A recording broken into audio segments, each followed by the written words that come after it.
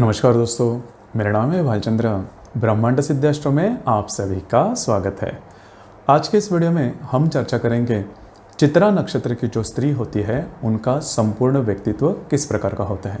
मतलब उनका रहन सहन किस प्रकार का होता है, उनके विचार किस प्रकार के होते हैं, जीवन के प्रति उनकी दृष्टि किस प्रकार के होते हैं, उनका संपूर्ण व्यक्तित्व किस प्रकार का होता है, सभी के बारे में चर्चा इस वीडियो में हम करने वाले हैं।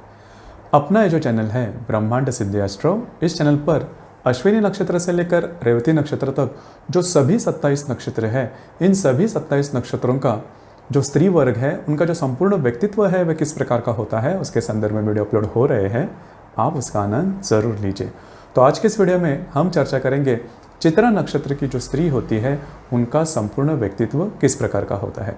पहले तो हम यह देखेंगे कि चित्रा नक्षत्र कहाँ पर होता है। तो ये जो चित्रा नक्षत्र है उसके जो 4 चरण हैं उसमें के जो 2 चरण हैं वो कन्या राशि में आते हैं और बाकी बचे हुए जो 2 चरण हैं वह तुला राशि में आते हैं। तो इसीलिए इसे विभागात्मक नक्षत्र भी कहा जाता है। इस नक्षत्र का जो स्वामी है वो मंगल है और इस नक्षत्र की जो देवता है वह त्वष्टा है। जैसे कि त्वष्टा मतलब भगवान के जो कारीगर है उन्हें त्वष्टा देवता कहा जाता है। तो इस नक्षत्र की जो देवता है वह त्वष्टा है और यह जो नक्षत्र है यह नक्षत्र राक्षसगणी नक्षत्र कहा जाता है। इस नक्षत्र की जो व्यक्ति होते हैं वो काफ़ी उग्र प्रकार के होते हैं, बुद्धिमान होते हैं, विद्वान होते हैं और किसी प्रकार की कलाकारी उनमें देखी जाती है। जैसे कि मैंने जैसे शुरुआत में कहा कि इस नक्षत्र की जो देवता है वही त्वष्टा है कि जो कि कारीगर है देवताओं के लिए। तो इस नक्षत्र में जन्मे गए जो भी व्यक्ति हैं उनमें किसी न किसी प्रकार की कला देखी जाती है। उसी प्रकार इस नक्षत्र में जन्मे हुए जो व्यक्ति है वो भोगी होती है, काफ़ी ज़्यादा हार्ड वर्किंग होते हैं, हमेशा बिजी बॉडी उनकी रहती है। मतलब हमेशा कुछ ना कुछ तो वो करते ही रहते हैं।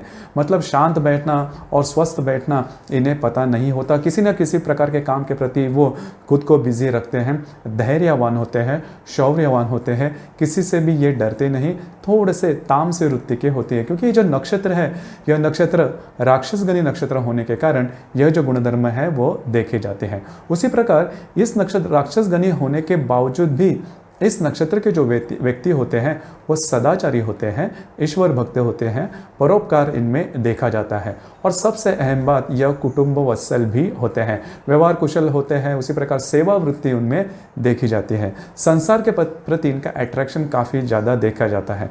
तो आपने देखा होगा कि इस नक्षत्र में जो गुणधर्म है वो करीबन सभी प्रकार के गुणधर्म देखे जाते हैं।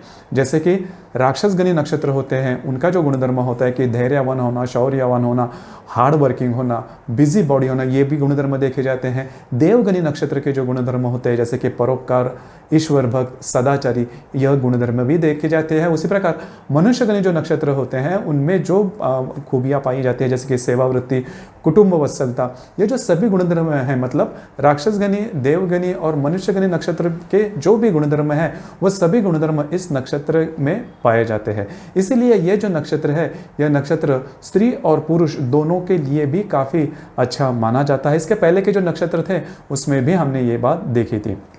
उसी प्रकार यह जो नक्षत्र है यह इंडिपेंडेंट नक्षत्र है, स्वतंत्र वृत्ति का नक्षत्र है।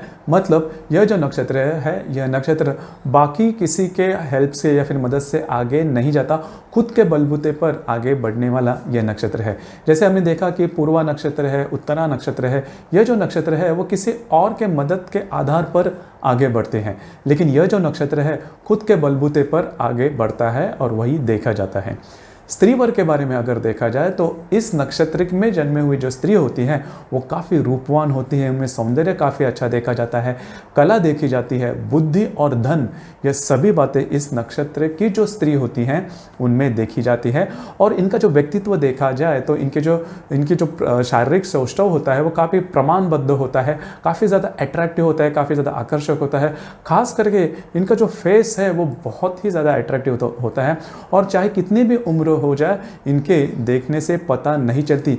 अकेला ये नक्षत्र है 27 नक्षत्र में जिसमें यह खूबी पाई जाती है कि उनकी जो उम्र है वो कभी मतलब देखी नहीं जाती, या फिर वो कभी आप सोच नहीं पाओगे।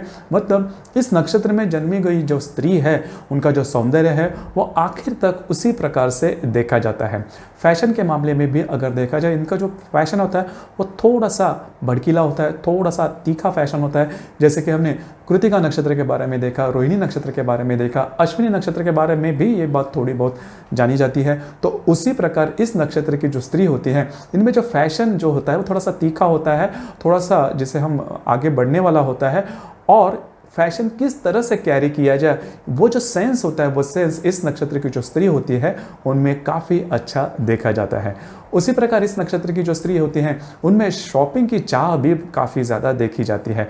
मतलब शॉपिंग करने में या फिर पार्टी में जाना इनमें काफ़ी ज़्यादा पसंद आता है। उसी प्रकार ड्राइंग, पेंटिंग या फिर कला से संबंधित जो भी क्षेत्र है उसमें इस नक्षत्र की जो स्त्री होती है वो काफ़ी आगे बढ़ते हैं, जैसे कि हैंडक्राफ्ट वगैरह।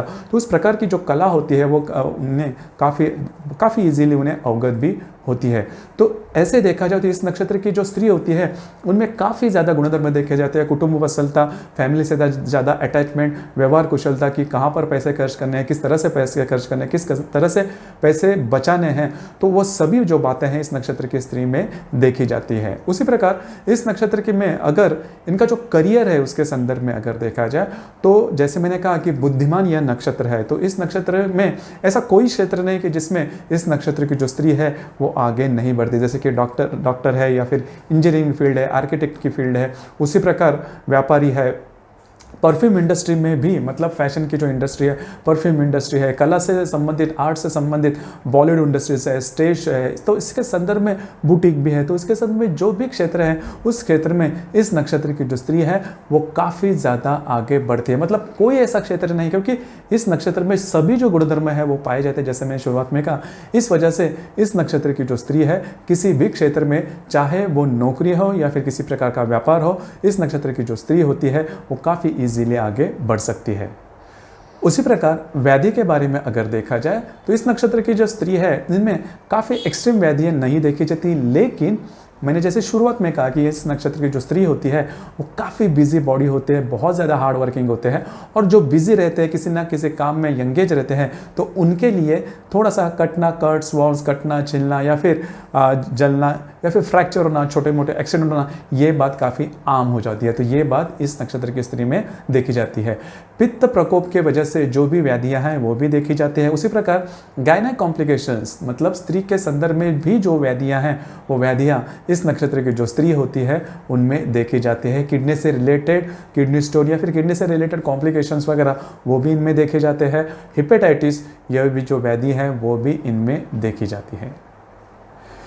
तो दोस्तों, ये था चित्रा नक्षत्र की जो स्त्री होती है उनका संपूर्ण व्यक्तित्व किस प्रकार का होता है उसके संदर्भ में चर्चा।